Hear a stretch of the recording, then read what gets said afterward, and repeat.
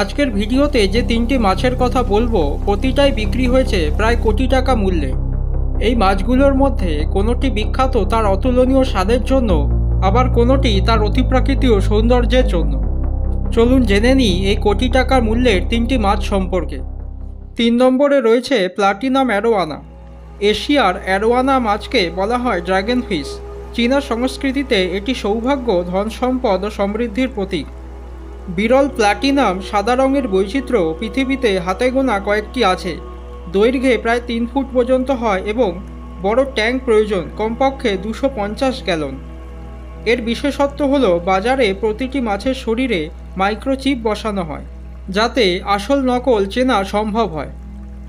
এই মাছটি খুব সীমিতভাবে সংগ্রাহকদের জন্য প্রাইভেট নিলাম বা ডিলিংয়ে বিক্রি হয়। এটির রেকর্ডীকৃত বিক্রিত মূল্য হল প্রায় 3.3 কোটি টাকা। এই মাছের এত দামের পেছনের কারণ হিসাবে মনে করা হয় একে পোষ মানানো মানে ধন সম্পদের প্রতীক ধরে রাখা, এবং অত্যন্ত বিরল রং ও আকৃতির কারণে এটি কেবল সংগ্রাহকদের হাতেই পৌঁছায়। এটি এন্ডেঞ্জার্ড স্পেসিস তালিকাভুক্ত, তাই কেবল নিয়ন্ত্রিত প্রজনন কেন্দ্র থেকে বৈধভাবে বিক্রি হয়। 2 নম্বরে রয়েছে এস লেজেন্ড কই কার্প। কই কার্প আসলে শৌখিন পুকুর ও অ্যাকোরিয়ামের মাছ। জাপানে এটি সমৃদ্ধি, সৌন্দর্য ও সৌভাগ্যের প্রতীক হিসাবে মনে করা হয়।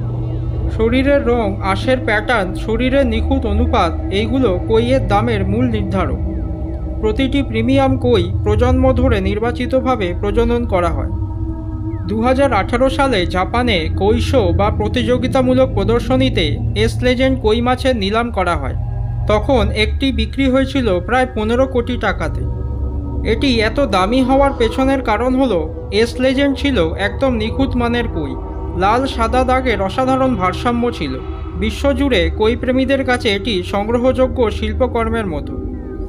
এটি খাওয়ার জন্য নয়, বরং বাগান ও বাড়ির পুকুর সৌন্দর্য ও মর্যাদার প্রতীক হিসাবে রাখা হয়। 1 নম্বরে রয়েছে ব্লুফিন টুনা। এটি বিশ্বের অন্যতম বড় দ্রুতগামী সামুদ্রিক মাছ।